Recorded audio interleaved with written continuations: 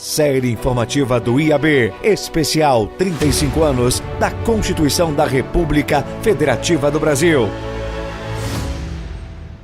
Eu me chamo Paulo Lins e Silva, eu sou um cidadão branco, eu estou usando no momento uma gravata amarela, tenho cabelos grisalhos e sou advogado inscrito no Brasil, inscrito em Portugal e exerço advocacia no mundo inteiro. É um prazer imenso contribuir para o Instituto dos Advogados Brasileiros, o organismo mais tradicional que nós temos na advocacia do nosso país e também na advocacia do continente americano, dos organismos mais antigos que nós temos aqui no continente. Por que eu considero, no campo da minha especialização em direito, que é família e sucessões, a Constituição Federal muito importante? Por quê? Por um motivo. Nós tivemos uma fase de retalhos no Brasil. Desde 1916, com o advento do Código Civil de Clovis Bevilacqua, até 2002, com o advento do novo Código Civil, nós tivemos retalhos e mais retalhos, leis novas. Tivemos em 77 a lei do divórcio, tivemos em 68 a lei especial de alimentos e chegamos a uma fase muito interessante, parecida com o que a gente vivencia no momento atual no Brasil. Nós, por uma questão de cultura religiosa, não tínhamos o divórcio, tínhamos apenas o desquite, cujo desquite não permitia novo casamento. O vínculo era mantido do casal. Marido e mulher só podiam se separar apenas consensualmente, através de um desquite, mas não podiam casar novamente. Raro eram aqueles que, desquitados, que não recompunham a sua relação afetiva. E nessa fase de recomposição da sua relação afetiva, nós tivemos leis que, através do nosso grande legislador de família, o senador Nelson Carneiro, que ele lutava e lutou muito para a institucionalização do divórcio no Brasil. Nós tínhamos o quê? Uma lei que estabelecia, depois de 5 anos de convivência, ou se tivesse filhos, poderia, repara sempre o machismo na nossa legislação, o homem poderia dar direito da sua companheira a usar o seu sobrenome ou patronímico. E isso era usado, porque nessa fase, década de 50, início da década de 60, você, para ir a um hotel com H, chegar num hotel e se inscrever lá, fazer a ficha com uma mulher, você tinha de exibir a sua certidão de casamento. Eles não permitiam o ingresso de um casal sem que fossem casados. Mas fomos evoluindo, até que na década de 60, em Brasília, na Corte Suprema, através do ministro Vitor Nunes Leal, e foi reconhecida a súmula 380. Esta súmula estabeleceu que, comprovada a convivência por mais de 5 anos entre o homem e a mulher, poderiam eles dividir o patrimônio de forma meieira, de forma comunitária entre os dois que se esforçaram para aquilo constituir.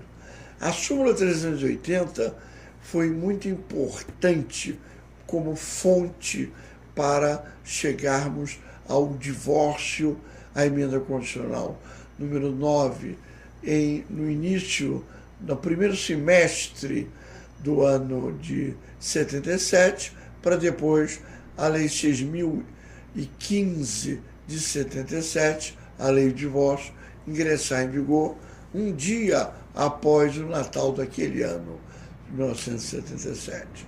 Aí, entrando em vigor, mas teve muita restrição.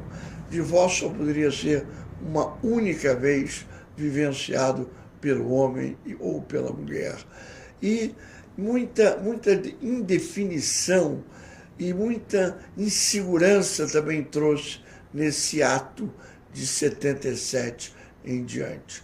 Quando nós chegamos em 1988, época da promulgação da nova Constituição, nós precisávamos de definir se existiria um divórcio, 2 divórcios, se os filhos dos casamentos antes da convivência ou do próprio casamento das partes seriam considerados filhos legítimos, filhos naturais.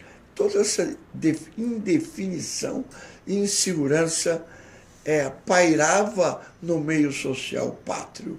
88 foi importantíssimo para nós, porque a base de nossa Constituição, que veio substituir a Constituição de 1967, uma Constituição muito pesada, Constituição que não foi promulgada em período de democracia, uma Constituição que tinha envolvido atos institucionais, que permitia a cassação de poderes políticos do homem.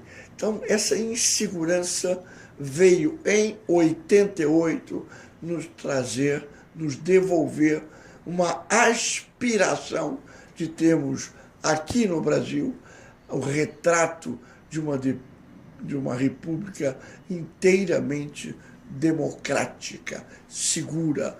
E o direito de família entrou de gancho nessa Constituição de uma forma importante, de uma forma soberana, porque o artigo 226 da Constituição Federal passou a não somente reconhecer o casamento como instituição protegida pelo Estado, mas textualmente passou a reconhecer a união estável, primeiramente entre o homem e a mulher, para também ter todo o amparo e toda a segurança de uma convivência como se uma família fosse.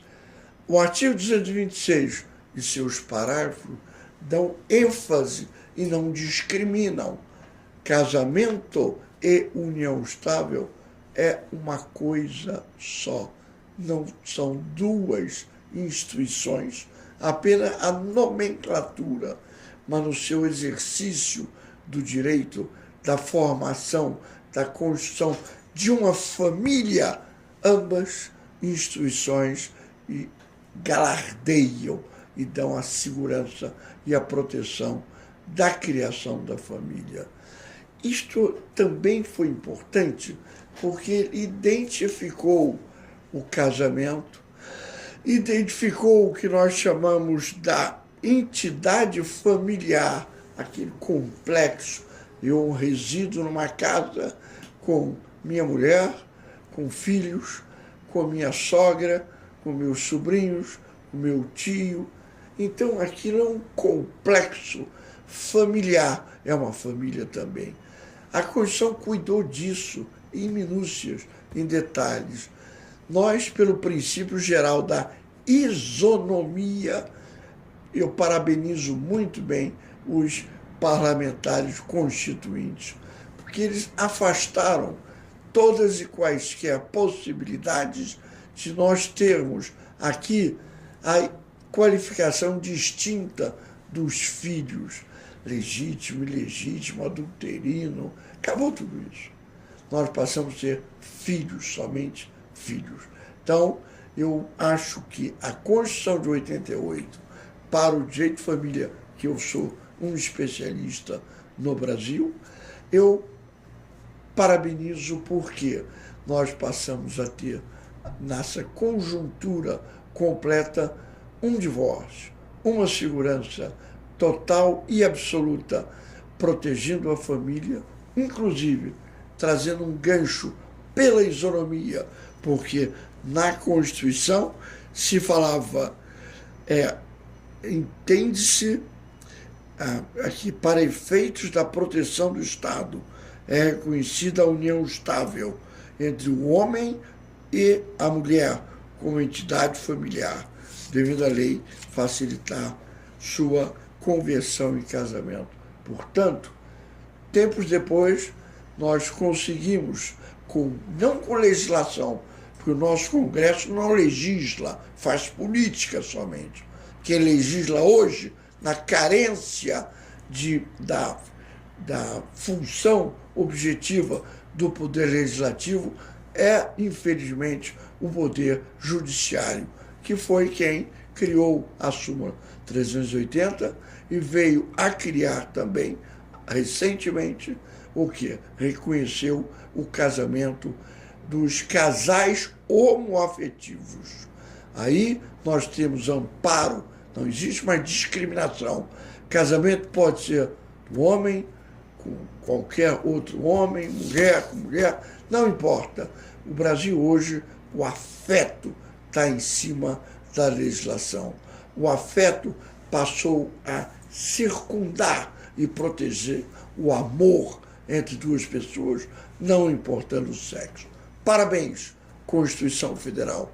Reconheceu a união estável. Parabéns, Corte Suprema e Conselho Nacional de Justiça. Reconheceram a união estável entre casais homoafetivos.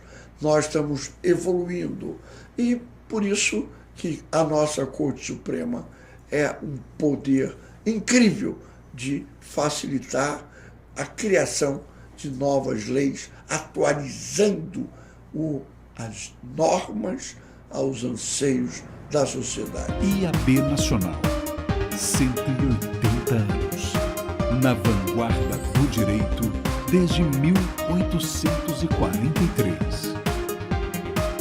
Associe-se.